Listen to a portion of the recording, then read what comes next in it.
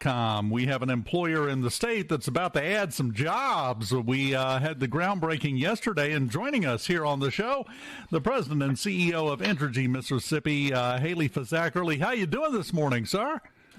I'm doing great, Dave. Thank you so much for this opportunity to visit with our customers and keep them informed. Thank you. Well, and let's start with the big news. You had a groundbreaking yesterday up in Greenville, I believe it was, for a actually last week. Project. Oh, yes, last week. Last week. Tell us about this project. Tell us about what you have going on. Yes, we're really excited. Last week in Greenville, Mississippi, we announced the building of a new power plant called the Delta Blues Advanced Power Station. We were building it adjacent to our Gerald Andrews plant, and we had a groundbreaking last week with local officials, the governor, Congressman Thompson, many other people in attendance. It was a great announcement. It's the first power plant that Entergy has built in the state in over 50 years. We have purchased existing units from power producers over the last 10 or 12 years, but this is the first new build in some time, $1.2 billion investment in the heart of the Mississippi Delta, the largest economic investment in the Mississippi Delta's history. So we're excited about that. Oh, man, that's a great milestone, and that's something to brag about, definitely. And as I mentioned right at the beginning there, it's also going to be bringing jobs to the Delta, right? That's right. So over the next 3 years during the construction process, we'll see 300 to 400 employees, more people than that, but at any peak time will be 300 to 400 people working to build this new facility. And then it will hire full-time employee between 20 and 25 employees at the plant. I will also add, Dave, we did at that same event, we were also recognizing the 50th anniversary of the Gerald Andrews steam plant that is adjacent to the site. We'll be retiring that plant about the time the new one comes on.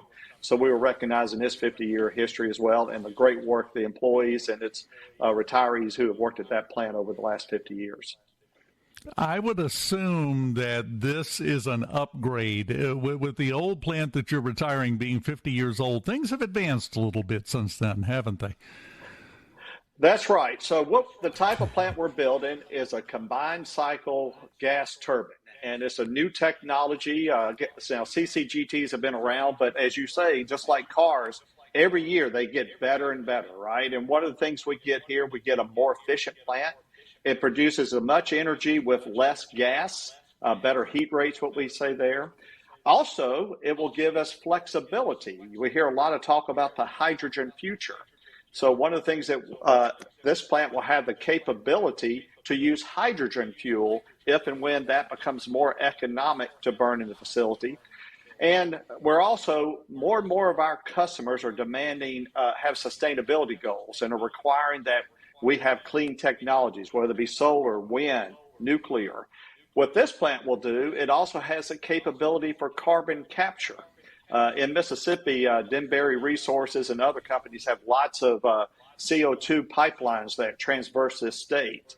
And that carbon could eventually be captured, moved by pipeline and sequestered into shale or domes underground and not released into the atmosphere. So that's one of the other benefits it produces as we look for clean, sustainable solutions for our customers going forward. Well, and that is important. And I know I'm veering off topic just a little bit, but not really, because I want to get your take on something as one of the leading experts in this area, especially in Mississippi. There has been a lot of talk recently, both here and other places, about taking another look at getting back into nuclear power generation. What are your thoughts on that? Yes, I'm glad to see there's been, I came into this business, I worked for U.S. Senator Thad Cochran and did energy policy work, and a lot of it was around nuclear issues, and that's how I came into Entergy.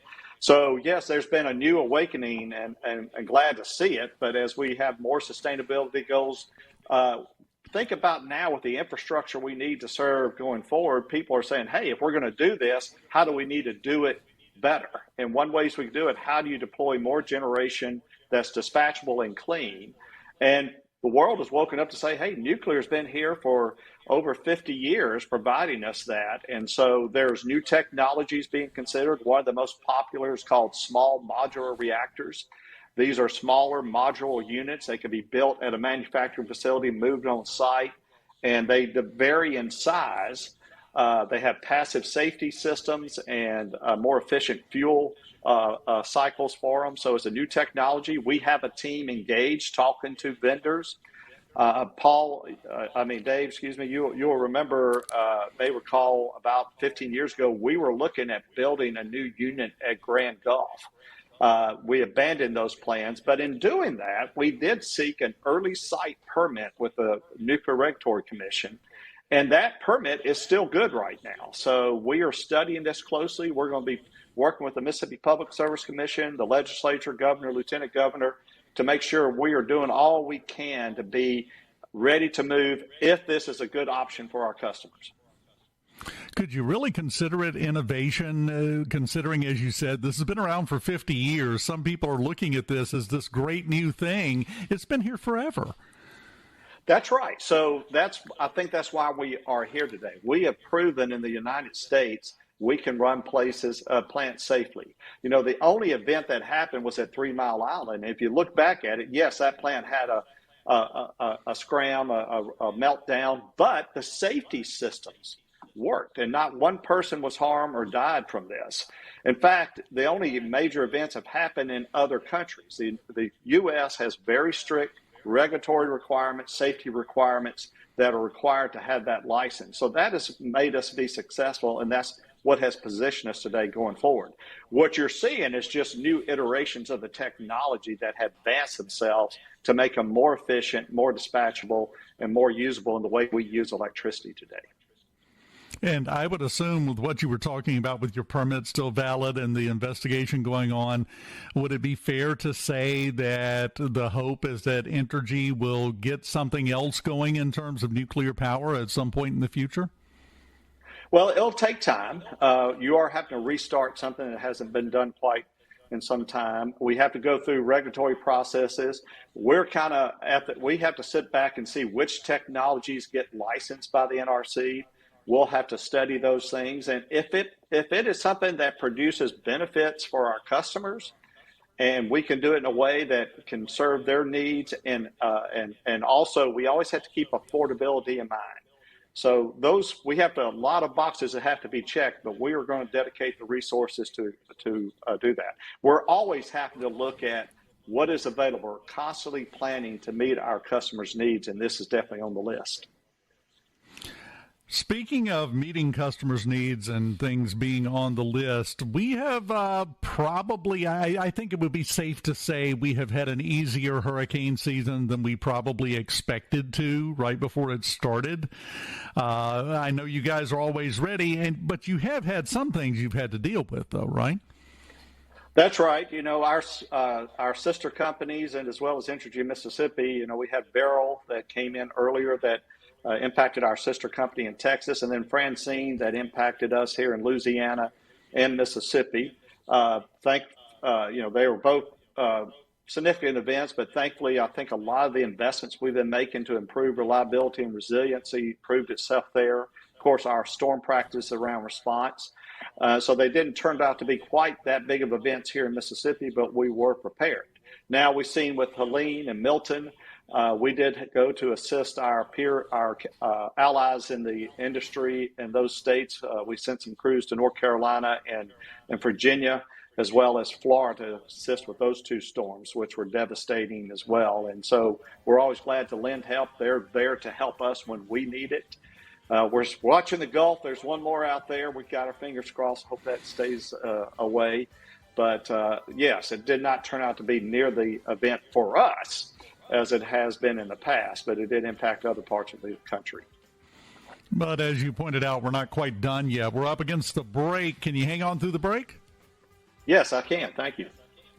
Fantastic. Haley Fisackerly, the president and CEO of Mississippi's very own Entergy, and we'll continue the discussion with him on the Gallo Show right after this.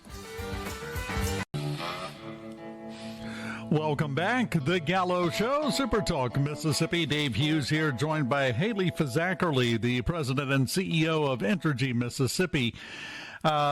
I'm going to ask you a loaded question in a way, but it's loaded in such a way that you should have an answer to it, I would think, which is, what do you think for Entergy Mississippi and power generation in general, what do you think is the biggest challenge facing us over the next 10 to 20 years, and how do we address it? Well, one of the things that's going on right now, Paul, is a huge growth across the United States in the electrical sector that's driving new electricity demand. We're seeing a lot of onshoring of manufacturing back to the United States.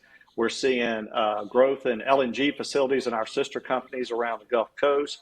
Of course, we're seeing data centers such as AWS that's coming into Mississippi, and it's driving huge demand. So one of the biggest challenges we're facing right now is the supply chain. Everything from the components needed to build power plants, transformers needed for substations, or creating a real dash to the market and get into the queue for it. That's one of those components. I think we're positioned well. We have a great abundance of natural gas here. We're seeing diversification of our energy sector with both solar, wind. You and I just talked about nuclear has come back, new technologies around gas opportunity. So that dash is a growth issue dealing with us. The second would be we just need steady certainty around regulations. When Washington talks about doing one thing and the next thing they change everything, at some point we just need to know, make up your mind, tell us how we're going to do this, because we're making investments, billions of dollars in investments to serve our customers that are supposed to last 30, 40, 50 years. And so if you go and change the rule 5 years into a project, you just threw huge costs onto us that impact our customers. So we need regulatory certainty chain to help us meet these growth opportunities that are coming to our country. Well, and that's one thing that you mentioned that is a very good point. When they change these regulations, when they change the way you have to do business, you're required to follow these regulations, that results ultimately in higher energy costs, doesn't it? Because that money has to come from somewhere to keep up with that. That's right. I mean, regulations are a huge cost of our business. Now, we need to be regulated because we need to make sure we're doing things right and doing things to protect the environment and our customers. But it's the rules that they constantly change. So one reason, the power plant we're building in Greenville, we are choosing, we're learning right now, you can build plants a certain way at the beginning to be ready to be flexible and adaptable to new regulations or technologies. And it can simply be about how do you position the plant on the land? Do you create enough spacing to add on things? So in this plant, we're positioning the plant, placing it adjacent to it where it has enough land next to it. So either when carbon capture is available to deploy to our customers who want it, or if the government says, hey, you've got to do things to regulate it, we can add that on and not cost our customers nearly as much as it would to retrofit. Some plants across the country will not be able to do it, and they'll have to be prematurely shut down and to go make other investments. So we're trying to position ourselves and to be ready to look for hydrogen capabilities, for example, which burn cleaner. So we're having to think smarter and be ready to adapt to these new changing world. You mentioned in the middle of that various other emerging technologies and power generation methods. One of them that catches a lot of flack, it seems like, is wind generation. What does that have a future in Mississippi, do you think? Well, as you know, there's been a large facility built in North Mississippi, just north of Clarksdale. That facility is up and running. We understand it's going to go through expansions. We had to build a transmission substation to interconnect that to the grid. Now, that's owned by an independent power producer who sells that into the market. But there are portions of the state where it does make sense, and along with the wind production tax credits, it does make it deployable in some situations. Dave, one of the big issues, though, and you'll hear this a lot going forward, renewables definitely need to be on the table. We agree with that. But like anything else, it works in some locations. And a lot of these facilities are in very remote locations, and high-cost transmission has to be built. And so we're all supportive of that, but we want to make sure our customers are protected and that costs are not unnecessarily pushed onto them and building these high voltage transmission lines that have to go state to state. So we need to do it in a way that it makes sense, it serves the purpose it needs to do, and our customers are protected. Well, and that's something we've seen a push for over the last several years, is to swap everything to renewable sources, and that's just not really practical. We're not to that point with those sources yet, are we? Well, we've made great advances. It's definitely working. We have deployed some solar facilities here, and one of the agreements we have with AWS, we're deploying another 650 megawatts of solar renewables that they're going to be paying for. But, I like to look at energy like Governor Barber said. We have such an insatiable appetite for electricity here in the United States. We need an all-of-the-above strategy. The point is, Dave, as you were saying, we got to do it where it makes sense, not force it. Don't force the square peg in the round hole here. We need to make sure we do it in a way that serves what it needs and customers are not paying unnecessary costs for it. And that is the focus, and we have seen over the years that has been Entergy's focus, which is let's keep the costs down as much as we can here. We have things we have to do. We have investments we have to make, but we have to be smart about them, right? That's right. That's right. And one way we can be smart about that, too, is through economic growth. The announcement that was made earlier this year with AWS coming in and investing over $10 billion. What that means for Entergy, yes, we're going to get to serve that. But one of the challenges that we were facing is that we were not growing at the amount we needed to. So to make these investments to serve our customers more reliable with resilient infrastructure and the type of investments, we needed a large customer to come in to help share these costs. So economic development is a key ingredient as we look to serve our customers. Yesterday, I want to applaud Governor Reeves for the announcements he made about all the $110 million to help fund new economic development sites throughout the state. That AWS investment came here because of funds they put toward the Madison mega site. And then you just saw dozens of other sites that are announced yesterday. That is going to bring more economic development to our state. A number of those are in our Entergy service area. We're very excited about Vicksburg and a new inland port that's being built there. You heard the governor talking about the one in the Hattiesburg area. East Metro Industrial Park in Rankin was another one getting funds. So we're excited about this new economic that's going to come in, bring jobs, investment, tax base to the state, and it's going to give us the economies of scale to better serve our customers. So we're excited about the future. I'm going to float an idea while I've got the ear of the innovator and the boss man here. Windmills in the Gulf. One good storm comes through and we're powered for the year, right? Yeah.